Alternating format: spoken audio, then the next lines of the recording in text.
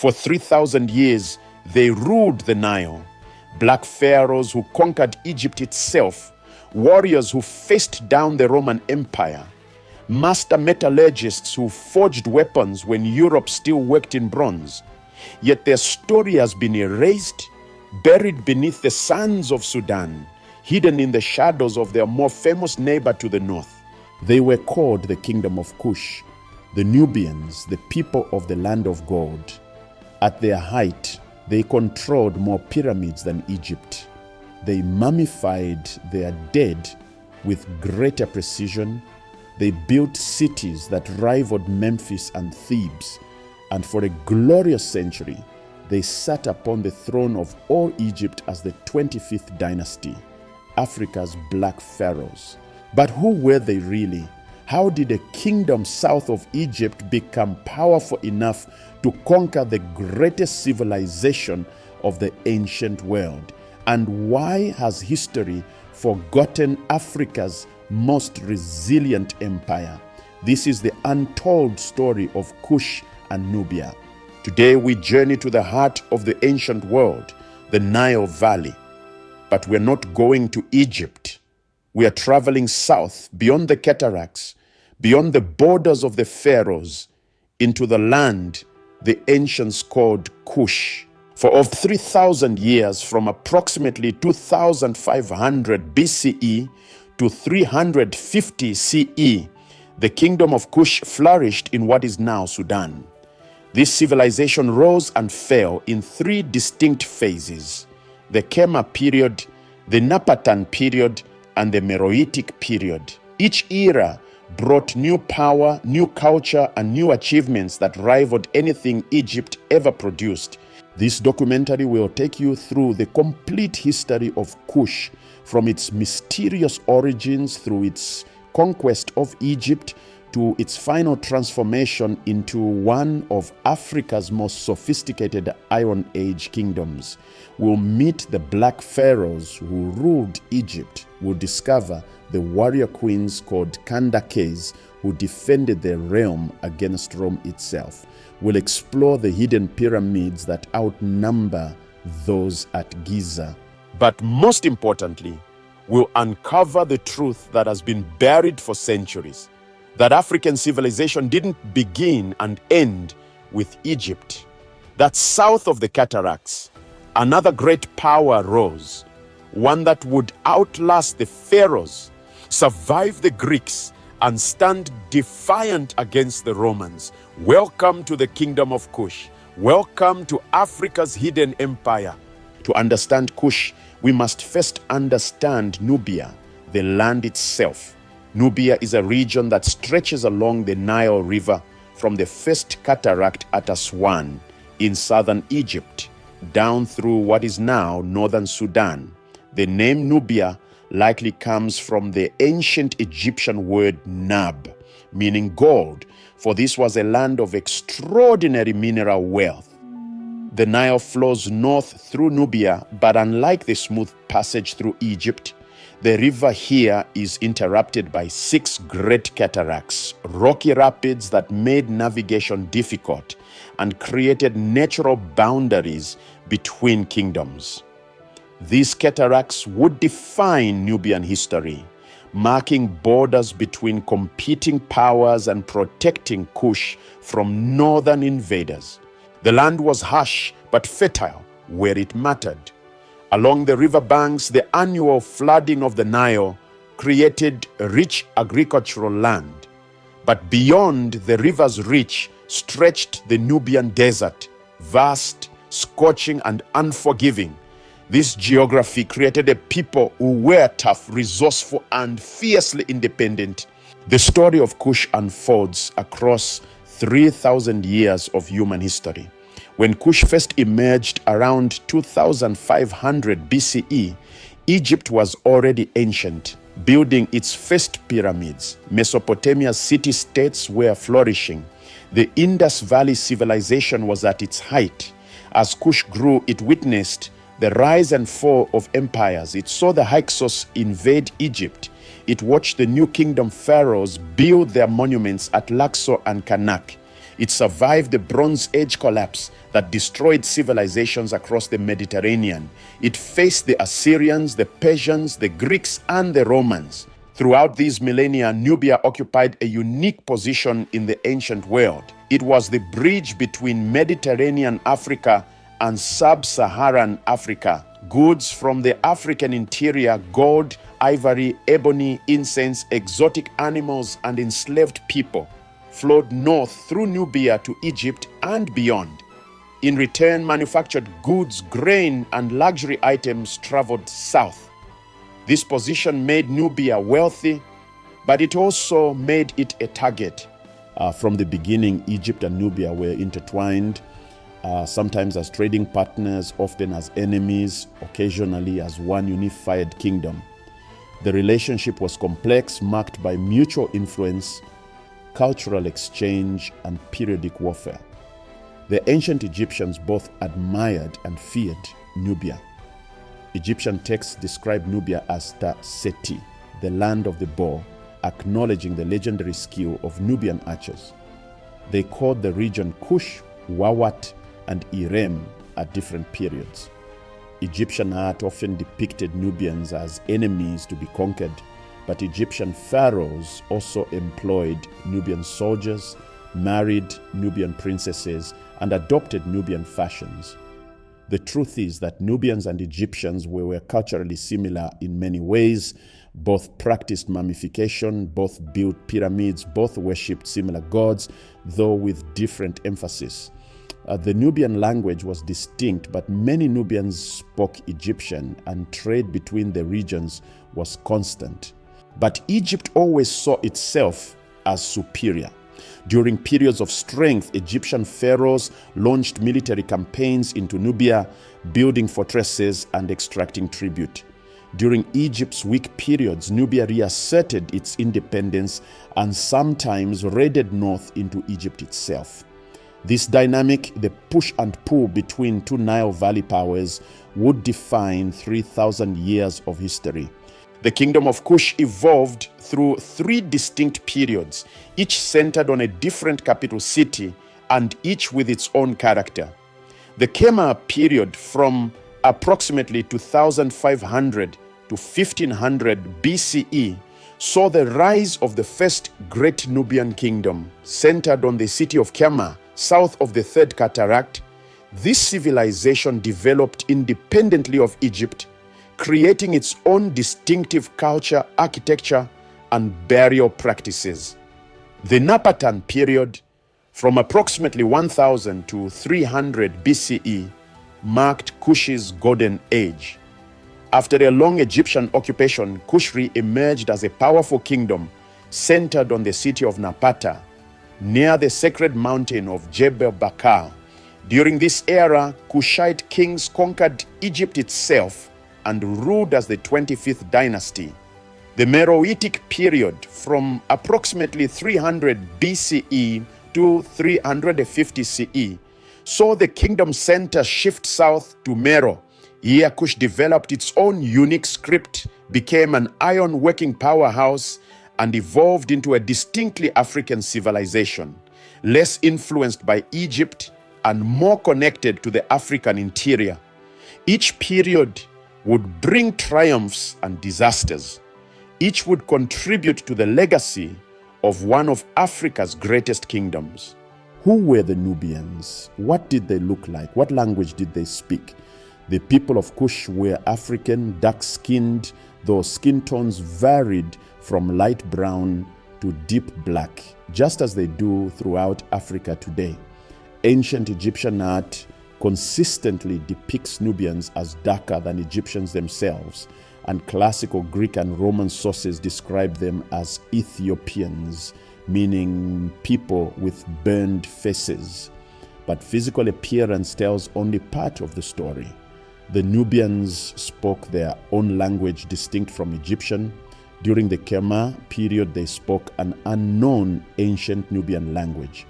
Later, they spoke Meroitic, which we can read phonetically today, but still cannot fully translate because it's unrelated to any known language family. Nubians were renowned as warriors. The bow was their signature weapon. Nubian archers were so skilled that both Egypt and later Rome employed them as mercenaries. They also excelled in hand-to-hand combat, using spears, axes, and swords. Their military prowess made them formidable opponents, but they were more than warriors. Nubians were skilled craftspeople, creating distinctive pottery with black-topped red ware. They were metallurgists who mastered bronze working and later became iron working specialists. They were architects who built unique circular burial mounds called tumuli, and later steep-sided pyramids that differed from Egyptian designs. The early rulers of Kema remain largely anonymous to us. Unlike Egypt, with its detailed king lists, Kema left no written records of its rulers' names during its classical period. We know them only through their magnificent tombs. The largest burial mounds at Kema, some over 90 meters in diameter, contained the bodies of powerful kings, surrounded by hundreds of sacrificed servants and animals. These mass burials tell us that Kema's rulers commanded absolute authority and the ability to mobilize enormous resources. Archaeological evidence suggests these rulers controlled a complex state with regional governors, organized military forces, and extensive trade networks. They maintained diplomatic and commercial relations with Egypt while fiercely defending their independence. Now we come to the Black Pharaohs, the Kushite kings who conquered Egypt. The first and perhaps greatest was Piye, also known as Pianki, who ruled from approximately 747 to 716 BCE. Piye was born into the royal family of Napata in the shadow of the sacred mountain Jebel Bakar. He inherited a kingdom that had grown strong during Egypt's weak Third Intermediate period. But Piye didn't just want to rule Kush. He believed he had a divine mandate to restore Egypt to its former glory, to rescue Egyptian civilization from the chaos and division that plagued it. Around 727 BCE, Piye marched north with his armies. What happened next is recorded on a magnificent granite stela found at Jebel Bakal, the victory stela of Piye. In detailed hieroglyphic text, Piye describes his conquest of Egypt city by city, presenting himself not as a foreign invader, but as a legitimate Egyptian pharaoh, restoring Ma'at, divine order, to a fractured land. Piye was a fascinating character, a warrior who was also deeply pious. The stela records that when he captured Egyptian cities, he was more interested in visiting their temples than plundering their treasuries. When he took Memphis, Egypt's ancient capital, he performed the proper religious rituals before accepting the city's surrender. He was also particular about cleanliness. The stela records that when defeated Egyptian princes came to submit to him, Piye refused to meet with one of them because the man was uncircumcised, considered ritually impure. This detail reveals a ruler who took Egyptian religious traditions more seriously than the Egyptians themselves. If Piye was the conqueror, his nephew Tahaka was the consolidator, the king who turned Kushite Egypt into a truly great empire. Tahaka ruled from 690 to 664 BCE, and his reign marked the high point of the 25th dynasty. Tahaka was a builder on a grand scale. He constructed temples and monuments throughout Egypt and Nubia. At Karnak, the great temple complex at Thebes, Tahaka added a massive colonnade with columns over 20 meters tall, the largest columns ever erected in Egypt. At Jebel Bakal in Nubia, he built a temple complex that rivaled anything in Egypt. But Tahaka was more than a builder. He was a skilled military commander who faced the greatest threat to ever menace Egypt, the Assyrian Empire. In the 670s BCE, the Assyrian king Esarhaddon invaded Egypt with an army equipped with iron weapons and siege technology far superior to anything Egypt or Kush possessed. Taharka fought bravely, but the Assyrians were too powerful. They drove him south, captured Memphis, and proclaimed themselves rulers of Egypt. Taharka retreated to Nubia, but he never gave up. He counterattacked, retook Memphis briefly, and only withdrew permanently when a second Assyrian invasion made clear that Egypt was lost. Even in defeat, Taharka was magnificent. He returned to Nubia with his dignity intact, ruling from Napata until his death. The Assyrians, despite conquering Egypt, never dared to invade Nubia itself. Taharka's military reputation kept them at bay. One of the most remarkable aspects of Kushite civilization was the power of its queens. In Kush, women could rule in their own right, not merely as regents for male heirs. These queens were called Kandakes, from which the name Candace derives. The Kandakes were not ceremonial figures. They were warrior queens who led armies, commanded fortresses, and conducted diplomacy with the greatest powers of the ancient world. The most famous Kandake was Queen Amanirenas, who ruled around 40 to 10 BCE. When the Roman Emperor Augustus, fresh from his conquest of Egypt, tried to extend Roman power into Nubia, he met his match in Amanirenas. Ancient Roman sources describe Amanirenas as a fierce warrior who lost an eye in battle, making her even more formidable. When Roman forces raided Nubian territory and toppled statues of Augustus, Amanirenas led her armies north in retaliation. Kushite forces attacked the Egyptian city of Aswan, captured Roman prisoners, and even dragged a bronze head of Augustus back to Meroe, where it was buried beneath the entrance to a temple, so that everyone walking into the temple would symbolically step on the Roman emperor. Rome sent reinforcements and pushed back into Nubia, but they could not defeat Amanirenas. After years of warfare, both sides agreed to peace. The treaty was remarkably favorable to Kush. Rome withdrew its forces, reduced its territorial demands, and exempted Nubia from Roman taxation. A one-eyed African queen had fought the Roman Empire to a standstill. Other Kandakes would follow: Amani-Shaketo, Nawidemak, and others. These women ruled as absolute monarchs, built pyramids, commanded armies, and left their mark on one of history's most egalitarian ancient civilizations. Behind every Kushite throne stood the priests of Amun, the supreme god of both Egypt and Kush. The priests were more than religious officials. They were kingmakers, advisors, and sometimes the true power behind the throne. The center of Amun worship in Kush was Jebel Bakal, a distinctive flat-topped mountain near Napata that the Kushites believed was the birthplace of Amun himself. At its base, they built magnificent temples where priests conducted elaborate rituals and oracles. These priests wielded enormous influence. According to some accounts, when a king grew old or weak, the priests could deliver an oracle from Amun, ordering the king to take his own life, and the king would obey. Whether this practice actually occurred is debated, but the stories reflect the priests' genuine power. The priests also played a crucial role in legitimizing royal authority.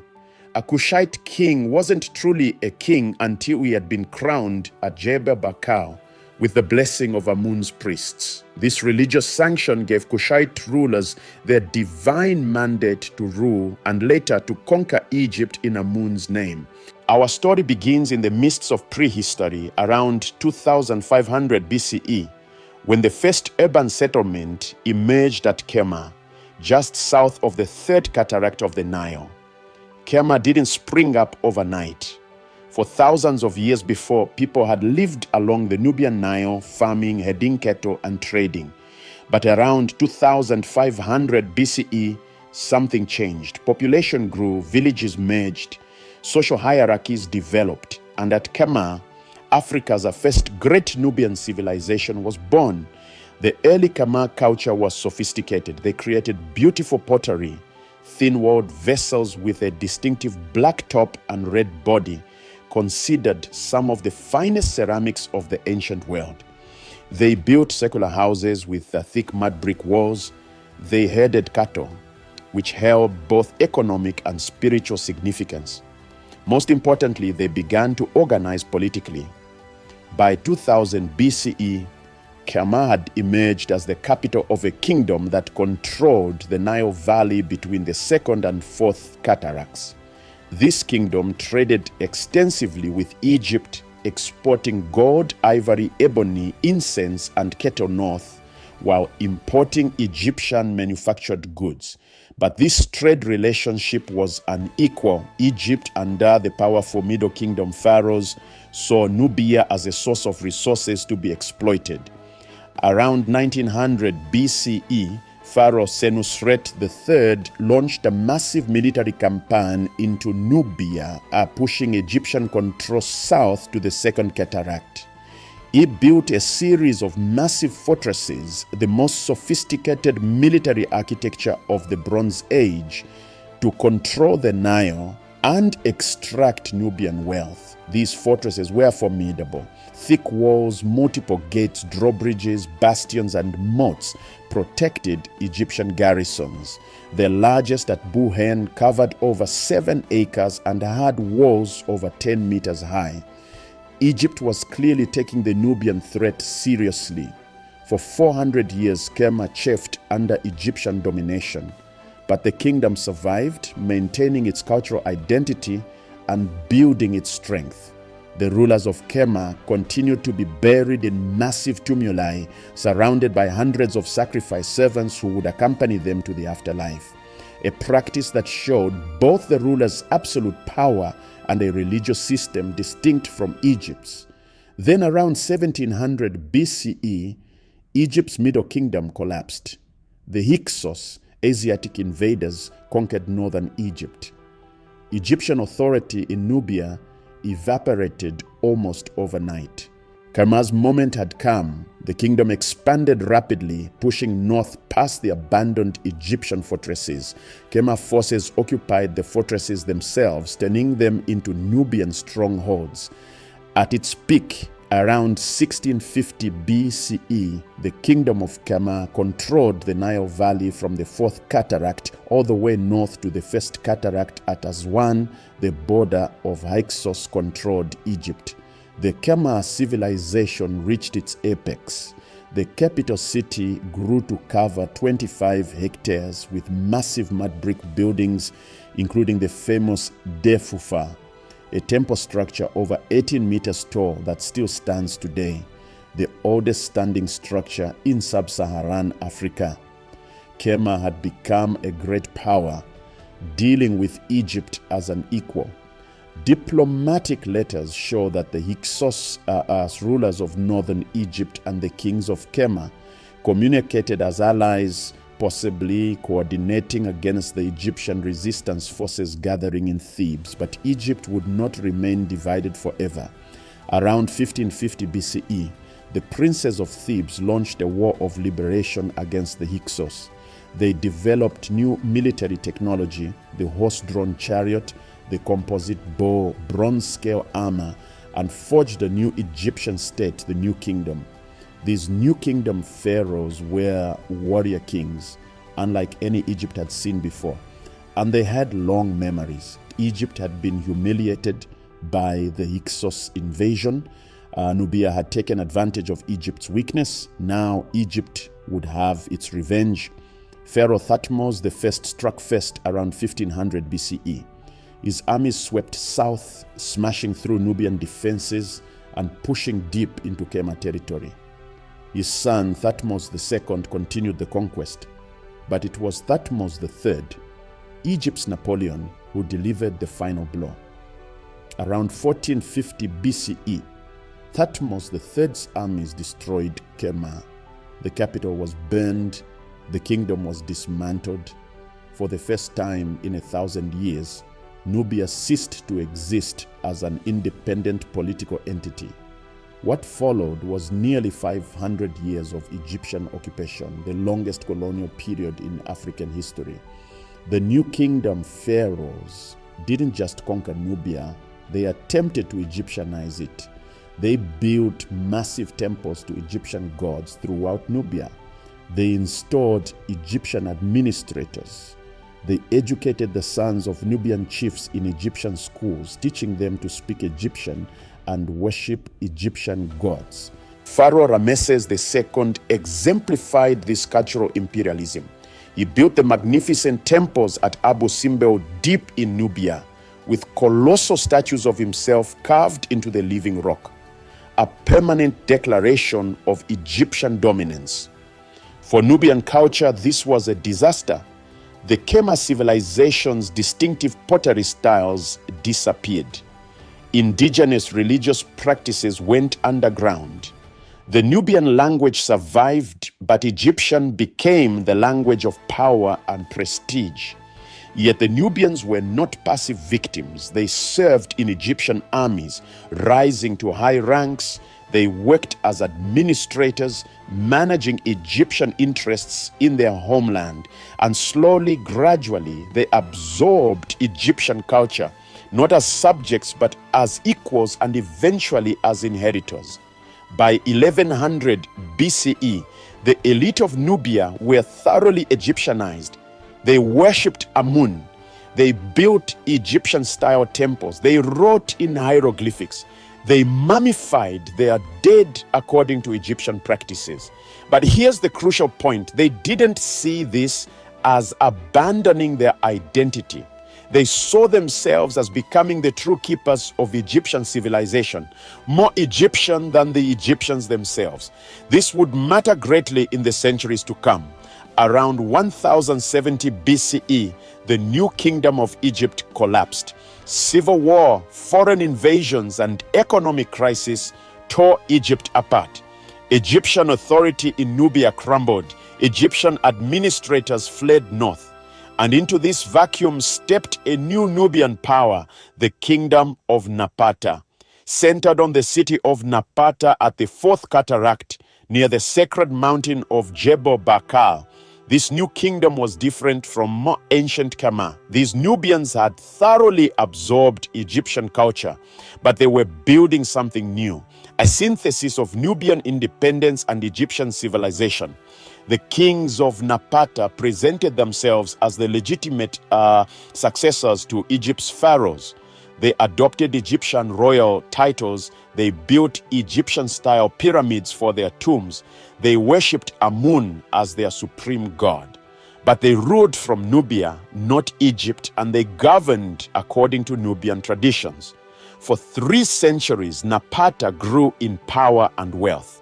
The kingdom controlled the gold mines of the Nubian desert. It dominated trade routes connecting Egypt with the African interior. Its armies became formidable, equipped with bronze weapons and manned by legendary Nubian archers. Meanwhile, Egypt continued its decline. The Third Intermediate Period saw Egypt fragment into competing kingdoms. Libyan dynasties ruled in the north. Egyptian petty kingdoms quarreled in the south. The great temples fell into disrepair. The old religious traditions were neglected. To the Kushite kings watching from Napata, this was intolerable. Egypt, the mother civilization, the land of the gods, was being desecrated by weak, impious rulers. The priests of Amun at Jebel Bakar delivered their oracles. Kush must intervene. Kush must save Egypt. Kush must restore Ma'at. Around 760 BCE, King Kashta made the first move. His armies crossed into Upper Egypt and occupied Thebes, the religious capital of Egypt and the center of Amun worship. Kashta didn't declare himself pharaoh of all Egypt, not yet, but he controlled Egypt's spiritual heart, and he forced Thebes to recognize his daughter as the god's wife of Amun, the most powerful religious office in Egypt. Kashta was testing the waters. His son Pie would dive in completely. In 727 BCE, the situation in Egypt reached a crisis. A Libyan chieftain named Tefnakt had united the Delta kingdoms and was pushing south, threatening Thebes and Kushite interest. The priests of Amun consulted the god, and the oracle was clear. Piye must march north. Piye didn't rush. He spent a year preparing, gathering his armies, stockpiling supplies, and ensuring he had the full backing of Amun's priesthood. Then in 727 BCE, he led his forces north on a campaign that would change Egyptian history forever. The victory, Stela of Piye, gives us an unprecedented account of the campaign. Piye's armies swept through Upper Egypt, accepting the surrender of city after city. When he reached Thebes, he performed elaborate religious rituals, presenting himself as a pious pharaoh rather than a foreign conqueror. But not everyone surrendered peacefully. Memphis, Egypt's ancient capital, refused to open its gates. Piye laid siege to the city. When his scouts discovered that the Nile's flood had raised the water level on Memphis's northern side, supposedly the city's impregnable flank, Piye launched a surprise attack. Kushite soldiers seized the docks, scaled the walls, and captured Memphis in a single bold assault. The fall of Memphis broke Egyptian resistance. One by one, the rival kings of Egypt came to Piye's court to submit. He received them with dignity, but made clear who was master. When they tried to enter his palace, Piye refused them entry until they had been ritually purified. He considered them impure by his standards. Tefnakt, the Libyan who had started the conflict, never surrendered in person. He sent messengers with tribute and oaths of loyalty instead. Piye accepted this. He had proven his point. By 716 BCE, Piye controlled all of Egypt. He was recognized as pharaoh from the Mediterranean to the Fourth Cataract. The Black Pharaohs had arrived. The 25th dynasty, the Kushite dynasty, would rule Egypt for over 50 years. These Black Pharaohs governed as legitimate Egyptian kings, adopting all the traditional pharaonic titles and performing all the traditional rituals. But they were also distinctly Nubian. They wore different royal crowns, adding the double rayus, two serpents instead of Egypt's traditional one. They continued to be buried in pyramids in Nubia, not in Egypt. They maintained their capital at Napata while ruling Egypt from Thebes and Memphis. Piye's brother Shabaka succeeded him around 707 BCE. Shabaka took Kushite control of Egypt even further. He moved the royal court to Memphis, the traditional Egyptian capital, presenting himself as a fully Egyptian pharaoh. He commissioned Egyptian monuments, sponsored Egyptian temples, and patronized Egyptian arts and letters. Shabaka also showed himself to be a religious reformer. He had ancient religious texts copied and preserved. He restored temples throughout Egypt. He presented himself as returning Egypt to its traditional values that the Libyans and Egyptians themselves had neglected. But it was Taharka, Shabaka's nephew, who would be the greatest of the Kushite pharaohs. Taking the throne around 690 BCE, Taharka ruled an empire that stretched from the Mediterranean to the confluence of the White and Blue Niles, over 2,000 kilometers of the Nile Valley under one ruler. Taharka was a prodigious builder. At Karnak, his massive colonnade still stands.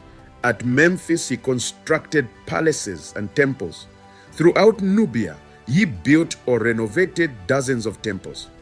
At Kawa, Sanam, and other sites, inscriptions celebrate his piety and generosity. He also supported Egyptian culture. Scribes and artists flourished under his patronage. Egyptian art experienced a renaissance, looking back to Old Kingdom models for inspiration. This period, sometimes called the Kushite Renaissance, saw Egyptian civilization revitalized by its African rulers. But storm clouds were gathering from the east.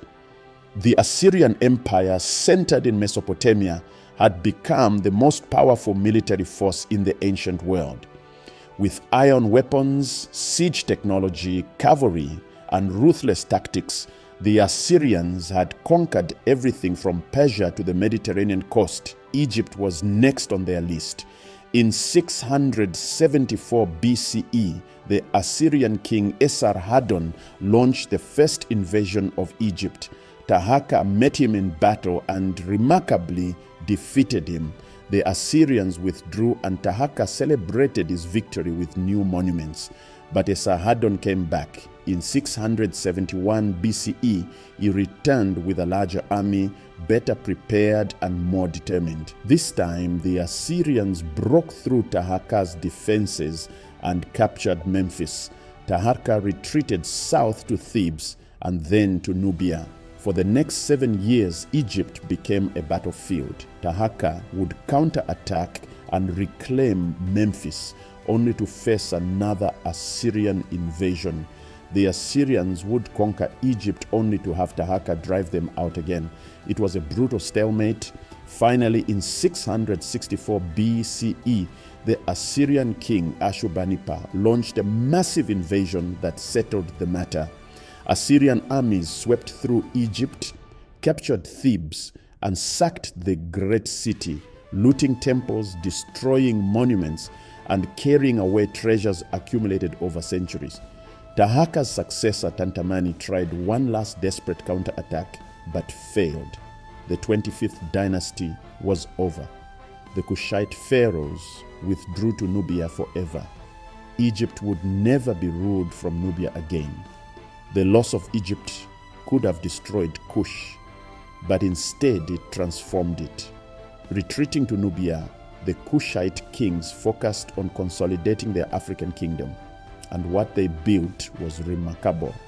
The kingdom of Napata continued to flourish for another 3 centuries. The kings still used Egyptian royal titles and maintained the fiction that they were pharaohs, but their focus was purely Nubian now. They built pyramids for their tombs at Nuri and El Kuru near Napata. These pyramids were smaller than Egypt's but more numerous. Eventually, Nubia would have more pyramids than Egypt. The royal tombs reveal extraordinary wealth. Gold jewelry, elaborate weapons, fine pottery, and luxury goods from across the Mediterranean world filled the burial chambers. Kush remained rich, controlling the gold mines and trade routes of the region. But the kingdom faced challenges. Egypt, now under the Said dynasty, became hostile. Conflicts erupted along the border. To the east, new powers emerged in Arabia, and within Nubia itself, the power dynamics were shifting. Around 591 BCE, an Egyptian army under Pharaoh Psamtik II invaded Nubia, sacking Napata and desecrating royal monuments. Although Kush recovered, the raid demonstrated Napata's vulnerability. The city was too close to Egypt, too exposed to northern aggression. Gradually, the center of power shifted south to a new city, Meroe. Around 300 BCE, Meroe became the official capital of Kush. Located between the 5th and 6th cataracts, over 500 kilometers south of Napata, Meroe was perfectly positioned. It sat near iron ore deposits, had reliable rainfall for agriculture, and controlled trade routes connecting the Nile Valley to the Red Sea and the African interior. The move to Meroe marked a fundamental transformation. The kingdom became less Egyptian and more distinctly African. A new culture emerged, the Meroitic civilization. The most visible change was linguistic. The Meroites developed their own script, both a hieroglyphic version for monumental inscriptions and a cursive version for everyday writing. Meroitic script was based on Egyptian hieroglyphics, but represented the Nubian language, not Egyptian. Today we can read Meroitic script phonetically, but we still cannot fully translate it, because Meroitic was a unique language.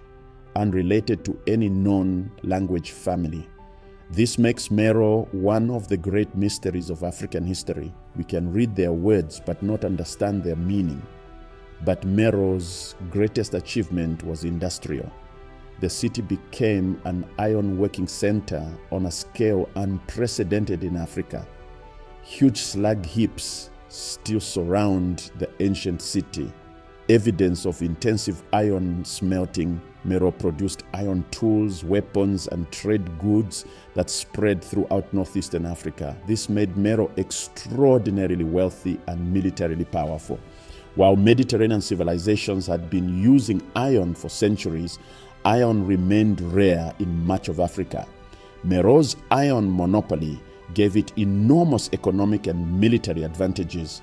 In 30 BCE, Rome conquered Egypt. The Roman Emperor Augustus now controlled the Nile Valley up to Kush's northern border. It seemed inevitable that Rome, having swallowed Egypt, would attempt to conquer Nubia next.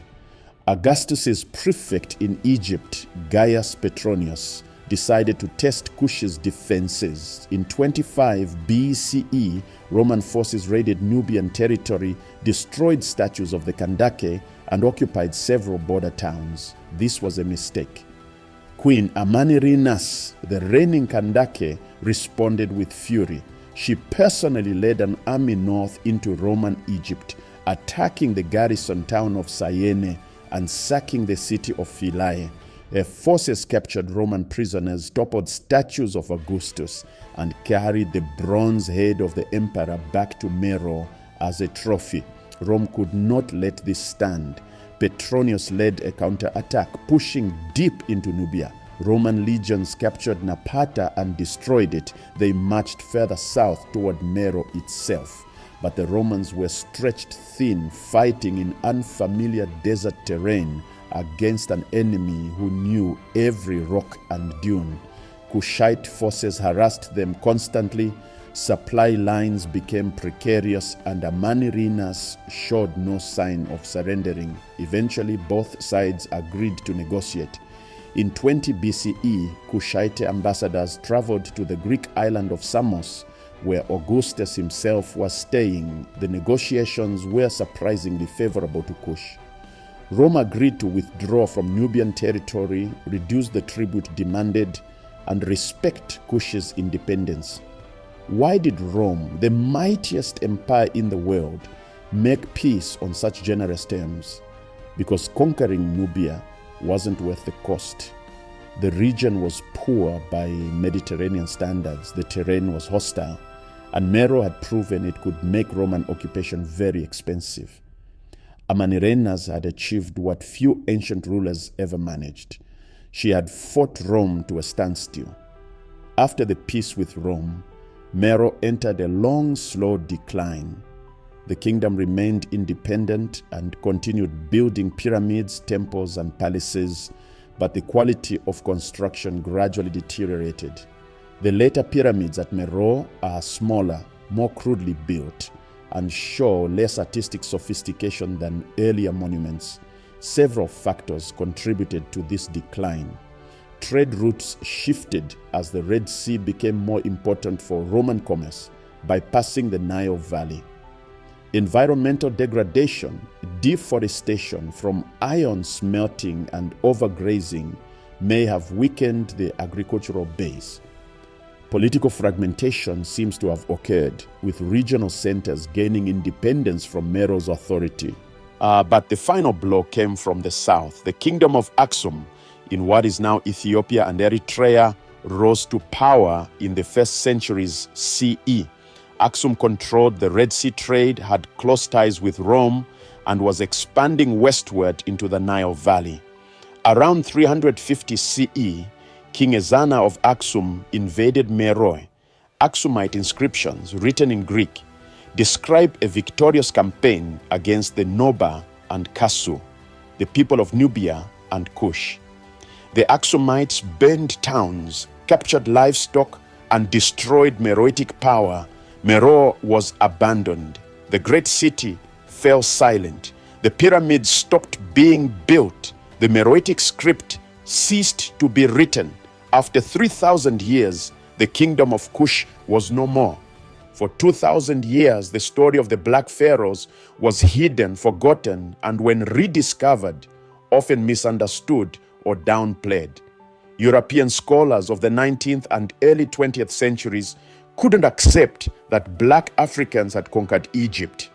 They invented elaborate theories to explain away the evidence. Some claimed the Kushite pharaohs weren't really black, but were Mediterranean people who had migrated to Nubia. Others argued that while the Kushites might have ruled Egypt briefly, they contributed nothing to Egyptian civilization. These racist theories persisted well into the 20th century. Even today, many people learn Egyptian history without ever hearing about the 25th dynasty. The Black Pharaohs have been written out of history books, omitted from museum exhibits, and marginalized in popular media. This erasure was deliberate. It served a narrative that presented African civilizations as primitive and suggested that any achievements in Africa must have come from outside influences, from Egypt, from Arabia, from anywhere but indigenous African peoples. The truth is that Kush was thoroughly African. Yes, it absorbed Egyptian culture, but Egypt itself had absorbed Nubian influences for millennia. The relationship was reciprocal, not one-directional, and the Kushites created their own distinctive civilization that outlasted Egypt itself. One of the most hidden aspects of Kushite history is the extraordinary power and status of women. In most ancient civilizations, women were subordinate to men, excluded from political power, and relegated to domestic roles. Kush was different. Kushite queens are ruled in their own right, not just as regents. They commanded armies, conducted diplomacy, and built monuments. The title Kandake was equivalent to king, not queen consort. These were sovereign rulers. Moreover, royal succession in Kush didn't always follow the male line. Brothers might succeed, brothers, nephews might succeed, uncles and sons might inherit from their mother's brothers rather than their fathers. This suggests a more complex kinship system than patrilineal succession, possibly with matrilineal elements. The Kandakes were depicted in royal art the same way male kings were, wearing the same crowns, holding the same symbols of power, performing the same rituals. Some reliefs show Kandakes smiting enemies, the traditional pharaonic pose of military dominance. This gender egalitarianism was rare in the ancient world and suggests that Kushite society had different values regarding women's roles than their Mediterranean neighbors. Another hidden element of Kushite history is the kingdom's deep connections to the African interior, connections that went far beyond Egypt or the Mediterranean world. Meroe, particularly, was oriented south and east, not north. The kingdom traded extensively with regions we now call South Sudan, Ethiopia, Eritrea, and even further into Central Africa. Ivory, ebony, gold, iron, cattle, and enslaved people moved through Kushite trade networks, connecting the African interior to the wider world. Archaeological evidence shows that Meroe had contact with people from deep in Africa. Pottery styles, metalworking techniques, and architectural features at Meroe show influences from sub-Saharan Africa, not just Egypt.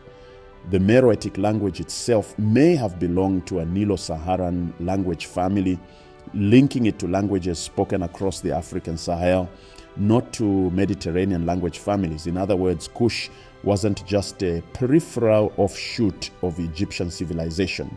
It was a major African kingdom in its own right, with its own cultural sphere, its own trade networks, and its own connections to the broader African continent. The religious life of Kush is often simplified as merely copying Egyptian religion, but the reality was more complex. Yes, Kushites worshipped Amun and other Egyptian gods, but they worshipped them differently. At Jebel Barkau, Amun was seen as a warrior god more than in Egypt. Kushite religious texts emphasize Amun's martial aspects and his role in legitimizing kingship through military victory. Kushites also worshipped local Nubian gods that Egyptians didn't recognize. Apedemak, a lion-headed warrior god unique to Kush, had temples throughout Meroe. Sebiumeka, another indigenous deity, appears in Meroitic inscriptions but not Egyptian texts. The Kushites synthesized Egyptian and Nubian religious traditions, creating something new. This religious synthesis parallels their cultural synthesis. They were neither purely Egyptian nor purely Nubian, but both and something more. Everyone knows about Egypt's pyramids. Almost no one knows that Sudan has more pyramids than Egypt, over 200 Kushite pyramids compared to around 120 Egyptian pyramids. The Kushite pyramids are different from Egyptian ones. They are smaller, steeper, and built differently. Kushite pyramids have angles of about 70 degrees compared to Egypt's 52 degrees. They are also later. Most were built between 300 BCE and 300 CE, long after Egyptian pyramid building had ceased. These pyramids contained the burials of kings, queens, and nobles. Inside were treasures, offerings, and inscriptions. Many were topped with offering chapels where rituals were performed. Today, these pyramids sit largely forgotten in the Sudanese desert. Some have been damaged by treasure hunters. Others are slowly eroding. But they stand as testament to a civilization that rivaled Egypt in power, wealth, and cultural achievement. The fall of Meroe didn't erase Kushite influence from Africa. On the contrary, the kingdom's legacy spread throughout northeastern Africa and beyond. When Meroe fell, its people didn't disappear. They migrated, merged with other populations, and carried their culture with them. The X-group culture and later the Christian Nubian kingdoms of Nobatia, Makuria, and Alodia emerged in the same regions Kush had once controlled. These Christian Nubian kingdoms, which lasted from the 6th to the 15th centuries CE, maintained many Kushite traditions. They built churches on the sites of Kushite temples. They continued some artistic styles. They even maintained a tradition of powerful queens, though now called queens rather than kandakes. Ironworking technology, which Meroe had pioneered in the region, spread across Africa. Some scholars argue that Meroitic iron workers carried their knowledge west and south, contributing to the spread of iron technology across sub-Saharan Africa, though this remains debated. For nearly 1,500 years after Meroe's fall, the kingdom of Kush was forgotten.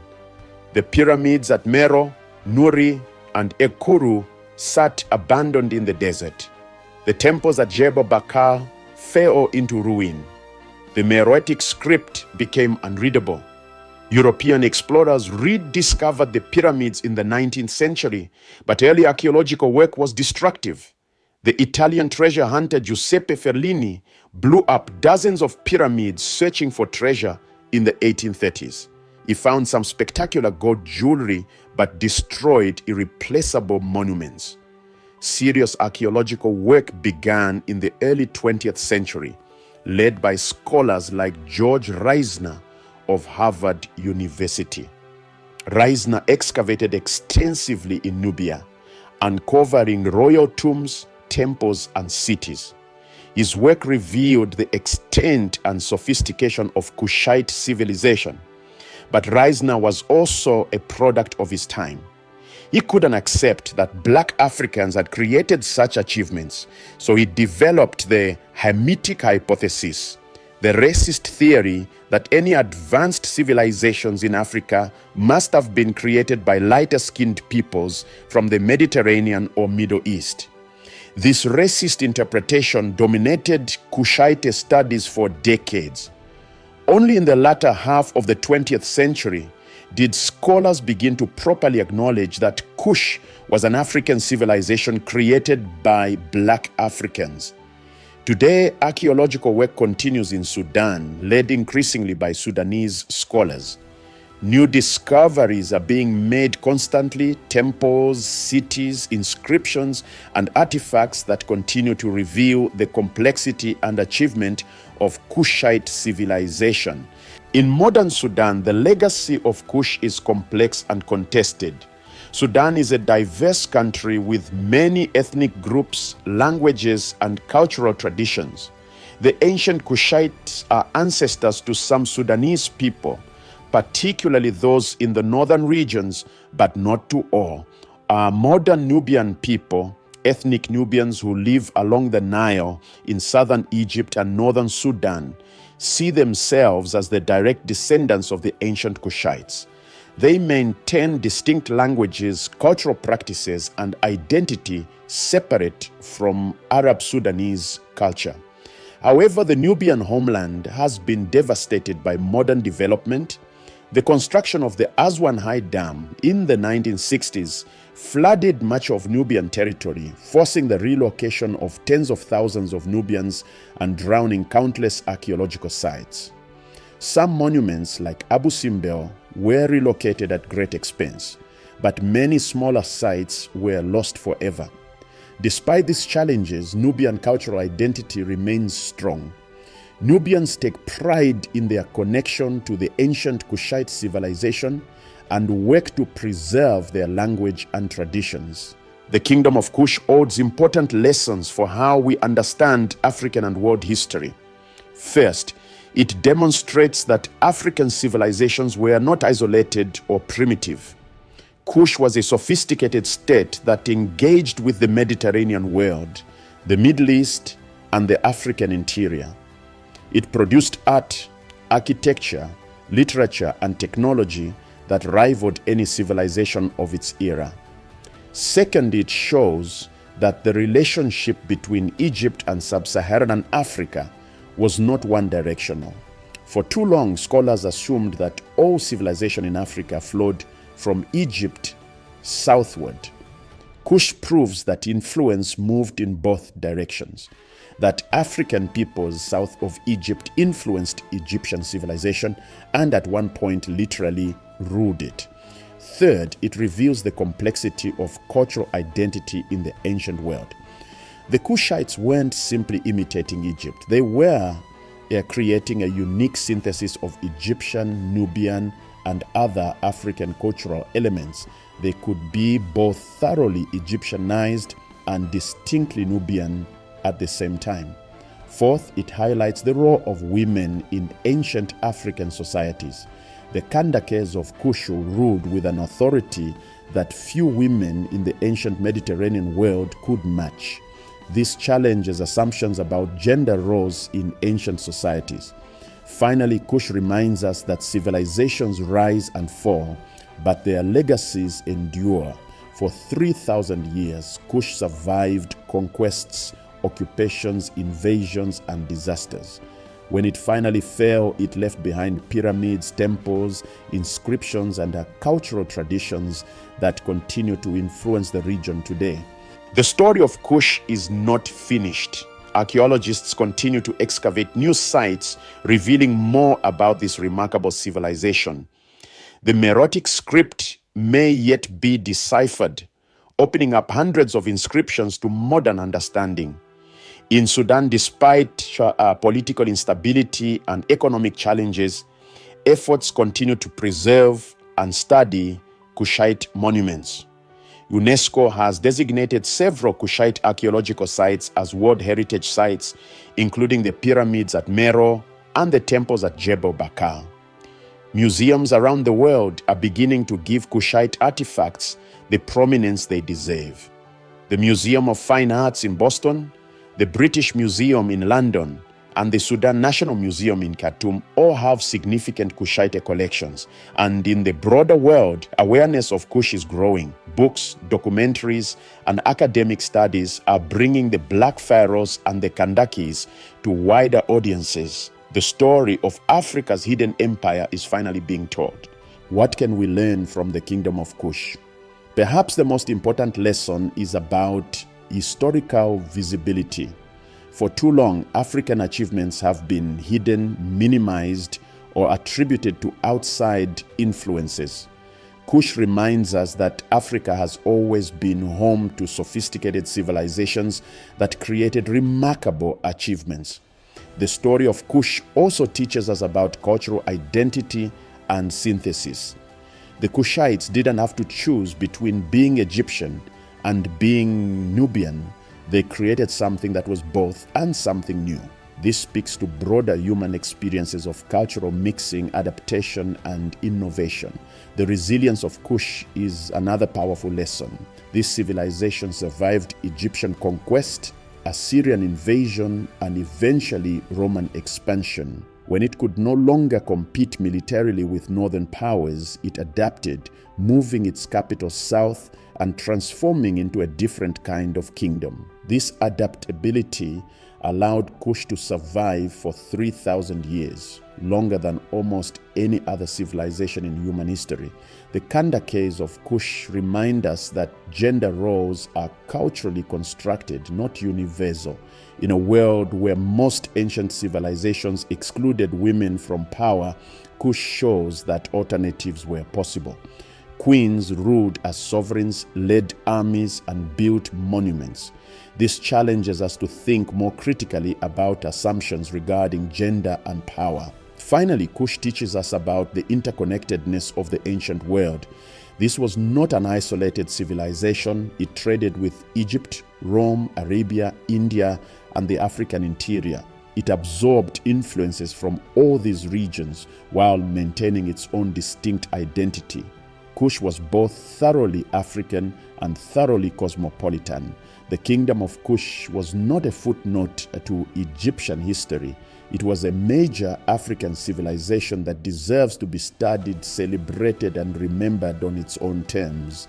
Its pyramids, temples, queens, and pharaohs are part of the shared heritage of humanity, a testament to what African peoples achieved in antiquity, and a reminder of stories yet to be uncovered. And so ends the story of the kingdom of Kush, Africa's hidden empire, the land of the Black Pharaohs, the civilization that rivaled Egypt and outlasted Rome. For 3,000 years, the Kushites built pyramids, forged iron, crowned queens, and defended their independence against the greatest powers of the ancient world. They conquered Egypt, they fought Rome to a standstill, they created art, architecture, and a writing system that still challenges us today. Their story has been hidden for too long, but the pyramids still stand in the Sudanese desert. The temples still rise at Jebel Barkal. The treasures still shine in museums, and now finally the world is beginning to remember. If you found this documentary fascinating, please subscribe to Africa Hidden History. We are dedicated to uncovering the forgotten stories of African civilizations, the empires, kingdoms, and cultures that shaped our world but have been erased from mainstream historical narratives. In our next episode, we'll explore another hidden African empire, the Kingdom of Aksum, which conquered Kush, dominated Red Sea trade, and became one of the world's first Christian kingdoms. Hit that like button, turn on notifications, and join us as we continue uncovering Africa's hidden history. Because Africa's past is not primitive, it's not simple, it's not a footnote to European or Middle Eastern history. Africa's past is glorious, complex, sophisticated, and it's time the world knew the truth. Thank you for watching. Until next time, keep exploring, keep questioning, and keep discovering the hidden stories of our shared human past.